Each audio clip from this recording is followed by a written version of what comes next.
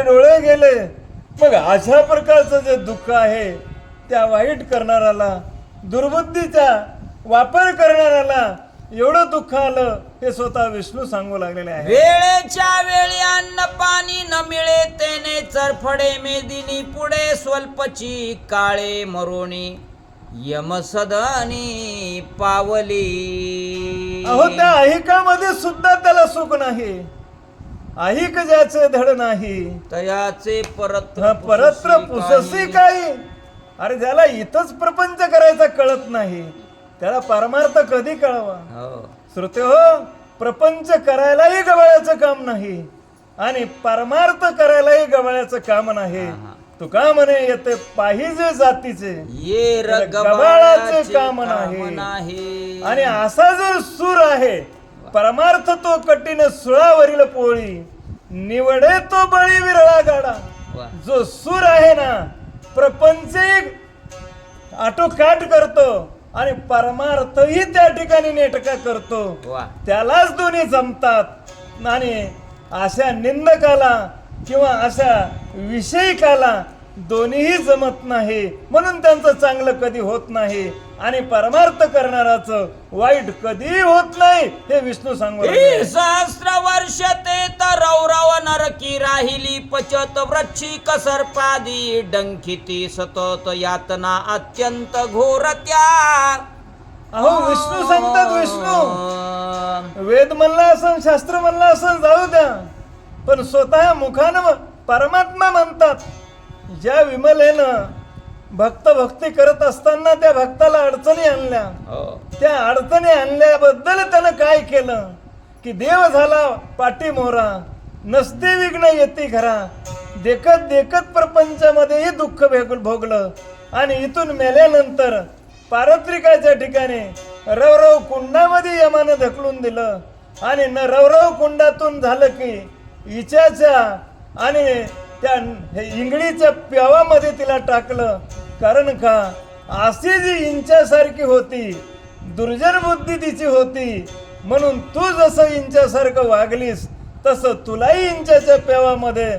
म्हणून परमात्मा म्हणू लागले, अरे पाप करू नका, पातके करिता पुढे आहे पुसता, काय उत्तर देता होशित्वा, मारिती तोडीती झोडीती निष्ठुर यमाचे किंकर बहुसाल. म्हणून पापाला भ्या, पाप करू नका. तुम्हाला विचारणार आहे कोणीतरी, तुम्हाला असं वाटेल आमचं पाप कोण बघतंय का, आम्हाला कोण पुसणार आहे का. नाही नाही नाही, पुढे पुसता आहे. त्या विमलेला सुद्धा आज पुसता आहे, तिला सुद्धा दुःख भोगावं लागू लागेल. पुढे जन्मोनी ग्राम सुकरी सतत विष्टा भक्षण करी तेथून पुढे घोर कांतारी सर्पिणी झाली भयंकर. अहो नरकामध्ये भोगून भोगून कंटाळली, विंचूच्या इंगळीच्या त्या पेवामध्ये राहून राहून राहून राहून कंटाळले. मग जीव जात नाही, फक्त त्या ठिकाणी त्रास सहन करावा लागतो. असं झाल्यानंतर पुन्हा योनी कोणत्या मिळाल्या, डुकराची योनी मिळाली, नाना प्रकारच्या योनी मिळाल्या, ज्या योनी नरक खातात, नरकामध्ये राहतात. अहो रात्र त्या नरकाची चिळशी मानत नाहीत. अशा प्रकारच्या योनीचं दुःख भोगण्यासाठी मृत्यूलोकात आली आणि पुन्हा नरकच भोगू लागली, असं त्या विमलेचं झालेलं आहे. तेथे सर्वदा भक्षीवात अन्य न मिळे काही पदार्थ पुढे देहांती अन्यवनात वंचक कोली जन्मली. काय सांगाव श्रोतो, इकडं डुकराचा याचा अनेक नरकाचा भोग भोगला, पुन्हा एका अरण्यामध्ये मोठी सर्पिणी झाली, अजगरीन झाली. अजगरीन झाल्यावर तिला मोठा अजगर असल्यावर त्याला हिंडता येत नाही, पोट भरण्यासाठी खाता बी येत नाही. जरा बाहेर निघाले की मारतात लोक, जरा बाहेर निघाले की मारतात. त्याच्यामुळं माराच्या भेवानं एका मोठ्या विवरामध्ये बसावं आणि असं हवेकडे तोंड करावं आणि हवा खावं. असं करून करून करून अन्न नाही पाणी नाही, हवा खाऊन खाऊन तेही त्या ठिकाणी मेली. आणि मेल्यानंतर पुन्हा आणखीन एक असणारी विवशीचं रूप त्या स्त्रीला मिळालेलं आहे. उडी होणी वटवागुळी स्वइष्टा भक्षी सर्व काळी ते तोणी पुढे जन्मोली पाली भक्ष हुडकी सर्वदा. आता काय सांगू सुरत, काय पापाची फेड आहे ते आम्हालाच माहित आहे. त्या पाप पुण्याची फेड कशी करावी लागते त्याच यमधर्मालाच माहित आहे. हो. का तर त्याच्याकडे माप सगळं आहे. मग हे एवढंही झालं तरी तिची फेड झाली नाही, म्हणून वटवागुळ झाली. वटवागुळ काय करते, आपण खाल्लेलं संडास जो आहे ना त्याचा परिणाम म्हणून होतो, तेच ते पुन्हा खाते, हो. तेच ते पुन्हा खाते. म्हणून आपलंच विष्ट आपण खाणं हे काही चांगलं आहे का? हे जीवन चांगलं आहे का? नाही. नाही हो. मग असं त्या वटवागुळच्या जीवनामध्ये तिला स्वतःची विष्ठा खावं लागली. कशामुळं? जे देवदेव करतात, जे भक्ती करतात, त्यांचा द्वेष केल्यामुळं, त्याची निंदा केल्यामुळं हे फळ त्या विमळेला मिळालेलं आहे. पुढे पल्ली देह होणी नष्ट, मद्र देशी भिल्ली न जलमली दुष्ट, तेच्या अंगी गलित कुष्ठ, मंडलाकार झाले. मग त्या दुष्टवृत्तीच्या विमलेला मलिन देश आहे, तिथं भिल्लीन नावाच्या असणाऱ्या कुळामध्ये जन्माला आली. आणि भिल्लाच्या कुळामध्ये जन्माला आल्यानंतर तिला रक्तफितीसारखा रोग झाला. आणि अहोरात्र त्या सगळे छिद्र शरीराला पडले आणि त्या छिद्रा वाट पू गळू लागला, रक्त गळू लागला.